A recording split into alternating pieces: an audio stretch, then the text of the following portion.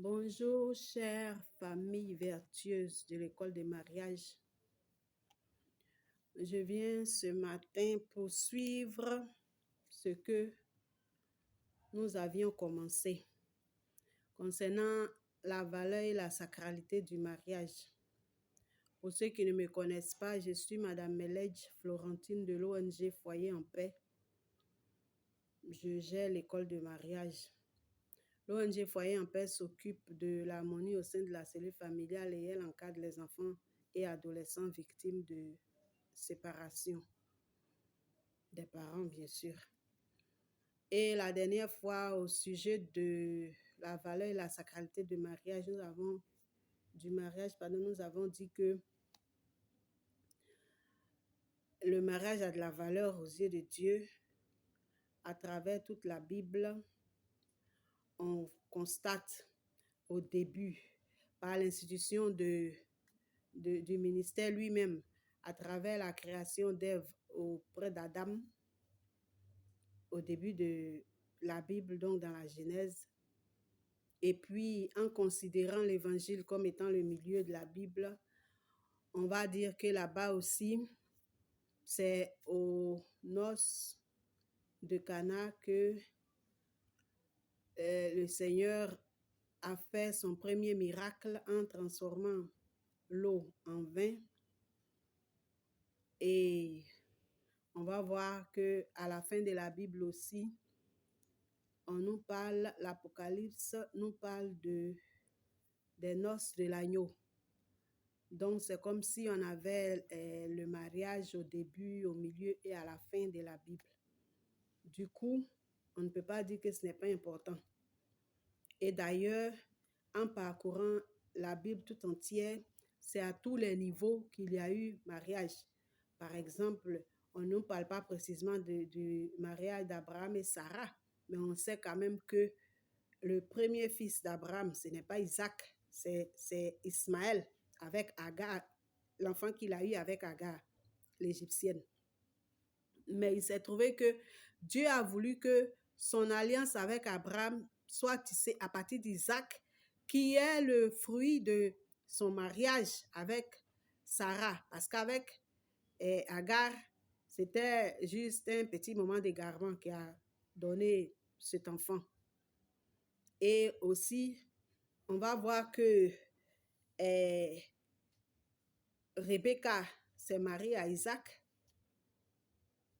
avec une certaine méthode, où il a fallu que Abraham envoie son homme de main, comment il s'appelle déjà, Eliezer, aller jusque dans sa patrie, chercher une femme pour son fils. Donc, après ça, on a eu d'autres mariages. Jacob même, un des fils d'Isaac, qui a marié lui seul jusqu'à deux femmes, sans compter toutes les autres avec qui il a fait des enfants. Mais il a marié les deux filles de Laban. Ainsi de suite jusqu'à ce que, voilà, on arrive au mariage de Topi, au mariage de celui-ci, de celui-là, les Ruth et autres, tout cela se sont mariés avant d'arriver au Nouveau Testament. Dans le Nouveau Testament, et après les noces de Cana, on ne nous parle pas précisément de deux personnes qui se sont mariées, qui ont célébré leur mariage, mais on nous parle quand même de la belle-mère de Pierre. Ça veut dire que Pierre avait une femme. On nous parle comment on appelle ça, de cet enseignement que le Christ a donné, je crois en Matthieu 12, sur le mariage, où il a fini par dire, c'est pourquoi l'homme quittera son père et sa mère pour s'attacher à sa femme et tout ça. Donc, tout au long de la Bible, on parle de mariage. Mais il y a aussi que les hommes ont adopté le mariage. Et dans toutes les sociétés, l'on se marie. Même si ce n'est pas toujours de la même façon, parce que, par exemple, vous allez prendre des pays comme Israël ou autre, où on fait le mariage en une seule fois, et puis tout le monde a ses papiers. Mais ici, en Côte d'Ivoire, par exemple, nous faisons le mariage en 3 étapes. Nous faisons le mariage traditionnel, dont on a parlé la dernière fois, qui est très important, qui équivaut même au mariage de Tobi et Sarah. Bon, c'est vrai que les Tobis autres, là, et c'est le cadre d'Israël où le même mariage équivaut au mariage religieux, civil et traditionnel. Nous, la dernière fois, on a parlé du mariage traditionnel. Aujourd'hui, on va parler des deux cas qui restent. On va faire court. On va parler d'abord du mariage civil. Le mariage civil, c'est le mariage qui se passe à la mairie, généralement. Quand je dis généralement, c'est tout simplement pour dire que quelquefois, on peut déplacer l'agent d'état civil. Il y a des circonstances où, au lieu d'aller à la mairie, c'est l'agent de mairie qui vient à un endroit précis pour faire le mariage. Excusez-moi au passage pour la tonalité de la voix, parce que, comme je vous ai dit dans la vidéo précédente, la santé à mon niveau n'est pas très au point, donc je fais l'effort de continuer de respecter mon engagement envers vous, mais sinon, la santé, c'est pas tout à fait ça.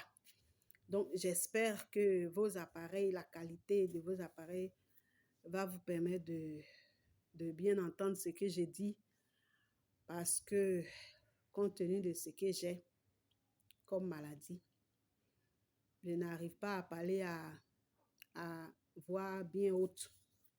Donc, j'espère au moins que vous m'entendez. Alors, nous disons comme ça que le mariage civil, c'est le mariage qui concerne la loi, qui concerne le côté juridique des choses. Parce que vous avez beau vous marier au village coutumièrement, la loi ne va pas reconnaître ça. Quand il sera question d'héritage, d'allocation familiale ou d'autres choses, les papiers administratifs et tout le reste là, on ne va pas reconnaître que vous êtes marié. Pour qu'on vous considère comme marié à l'état civil, il faut que vous soyez marié à la mairie. Il faut que vous soyez marié par un agent d'état civil. C'est ce qu'on appelle le mariage civil. Et il est important aussi. D'ailleurs, il a toute son importance en ce qui concerne les histoires des papiers. Parce que ni le mariage coutumier, ni le mariage religieux ne sont reconnus par la loi. Il n'y a que le mariage civil qui est reconnu par la loi. Comme on vous a dit pour le mariage coutumier que il n'y a que le mariage coutumier qui est reconnu traditionnellement au niveau de la famille, au village. Chacun reconnaît son mariage. Donc, au niveau de l'église aussi, il n'y a que le mariage religieux qui est reconnu. Quand on dit reconnu, ce n'est pas que les autres ne sont pas reconnus. Ce n'est pas que pour les autres cas, on va vous dire que ce n'est pas un mariage. Non, c'est un mariage. Mais dans ce domaine, dans cet autre domaine-là, ce n'est pas pris en considération. Par exemple, quand vous prenez les catholiques qui ne communient pas quand ils ne sont pas mariés à l'église, là, il y en a beaucoup parmi eux qui sont déjà mariés à la mairie, et même coutumièrement. Donc, ils ont fait le mariage coutumier, le mariage civil, mais comme ils n'ont pas encore fait le mariage religieux, c'est pourquoi ils ne communient pas. Ça veut dire que quoi? On reconnaît qu'ils ont fait le mariage civil et coutumier, mais on attend qu'ils fassent le mariage religieux d'abord. D'ailleurs, il se trouve qu'à l'église catholique, désormais, quand tu dois faire le mariage religieux, il te faut nécessairement le mariage civil. Quand tu n'as pas encore fait le mariage civil, on te demande une date à laquelle tu vas le faire avant d'arriver au mariage coutumier. Si tu n'as pas trouvé de date avant la date de ton mariage religieux, il va sans dire que tu vas devoir faire les deux mariages le même jour. C'est-à-dire quoi? Si tu n'as pas trouvé l'opportunité de faire ton mariage civil avant le mariage religieux, alors le jour du mariage religieux, tu vas te retrouver d'abord à la mairie. Et quand tu auras fini, seulement tu pourras venir à l'église. Mais justement, à ce niveau, il faut que je précise ce point-là qui me tient à cœur. C'est que le mariage que vous faites à, comment on appelle ça, à la mairie, avant d'arriver à l'église, que ce soit le même jour ou des jours différents, il n'est pas question de bénédiction nuptiale. À bon entendeur, salut. Parce que généralement, les gens mettent sur leur carte d'invitation, comment on appelle ça? Monsieur et Madame Melech vont faire leur mariage civil à la mairie de Yopougon à 10h le samedi, suivi de la bénédiction nuptiale à la paroisse Sainte-Marie-Madeleine de Yopougon camp militaire. C'est faux.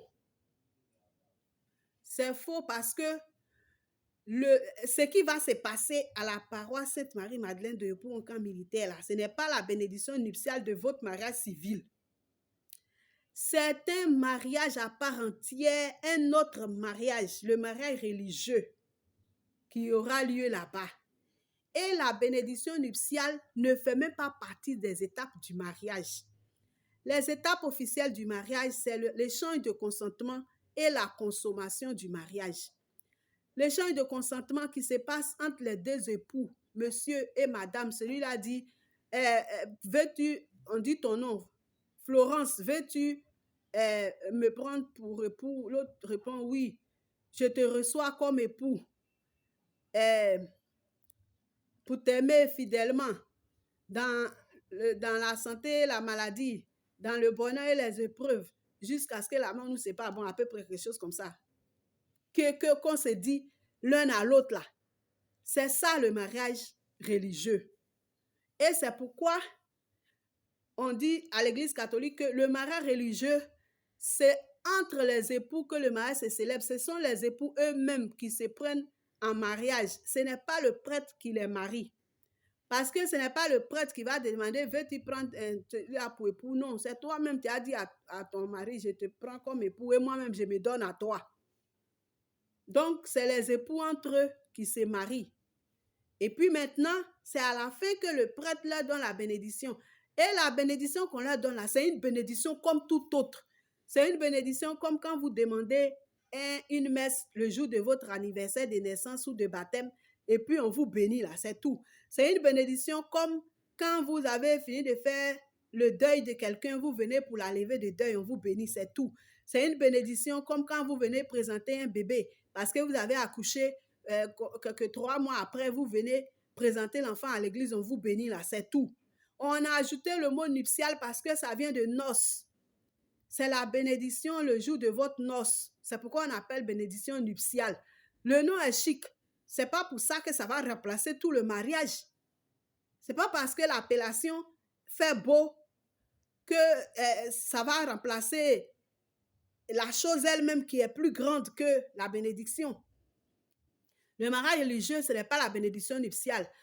La bénédiction nuptiale n'est qu'un petit pan du mariage. Et si même on pouvait célébrer un mariage sans bénédiction, même on l'aurait fait. Parce que justement, la bénédiction ne fait pas partie du mariage. Les étapes du mariage, après l'échange de consentement, c'est la consommation du mariage. Même la signature des registres entre dans le cadre de l'échange de consentement. Ça veut dire que vous échangez consentement jusqu'à vous signer les papiers là-bas. Et maintenant, la deuxième étape qui se passe en dehors de l'église, c'est la consommation du mariage, c'est-à-dire les rapports sexuels que vous avez pour confirmer votre union. C'est tout. Donc, la bénédiction nuptiale que vous avez l'habitude de mettre sur votre carte d'invitation, là, ça ne veut rien dire du tout. D'ailleurs, moi, par exemple, j'ai fait mon mariage religieux en mariage communautaire. Comme nous étions nombreux, nous étions 41 couples à Saint-André, à la cathédrale Saint-André de Yopougon. Mais quand on a fini le mariage, le temps était trop avancé. On a commencé à 15h, on a fini à 21h. Le père nous a dit de rentrer à la maison. C'est le lendemain, quand on est revenu le dimanche là, qu'il nous a donné la bénédiction. Il nous a dit qu'on n'a qu'à partir, on est mariés. C'est le lendemain maintenant qu'il va nous donner la bénédiction. Et c'est ce qu'il a fait. Mais ça n'a pas gâché notre mariage. On a fait le mariage, c'est fini. On est parti, c'est le lendemain seulement qu'on nous a donné la bénédiction. Ça veut dire qu'on aurait pu ne même pas nous bénir. Parce que de toutes les façons, le mariage est déjà fait sous la coupole du Seigneur. Donc, qu'on le veuille ou non, on peut dire que c'est déjà béni. Bon, maintenant, le prêtre, il ne fait qu'entériner la bénédiction, c'est tout. Et maintenant, comme il se trouve que c'est une, je ne sais pas s'il faut dire, c'est une réalité d'église, on ne peut pas partir comme ça sans aucune bénédiction. Dieu veut bien que ses enfants soient bénis. Donc, on nous bénit. On nous bénit à n'importe quel moment. Dans la cour de l'église, il attrape un prêtre, il te bénit. Partout, à tout moment, mon père bénit, moi, il te bénit. C'est juste une bénédiction comme ça. On lui accorde une valeur particulière parce que c'est au jour du mariage. Et c'est ce qui embellit encore son nom quand on appelle bénédiction nuptiale. Mais ce n'est pas pour ça que vous allez prendre pour remplacer carrément tout le mariage religieux, qui est un mariage à part entière en bonne et due forme. Eh bien, je crois qu'on en a assez dit pour aujourd'hui.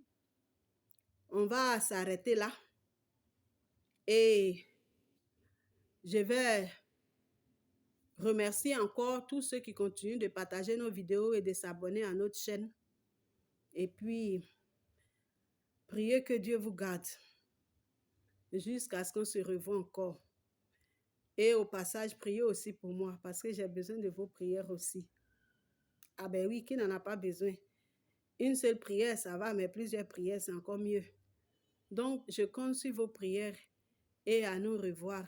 Et merci encore pour tout le partage que vous faites de nos vidéos. Merci.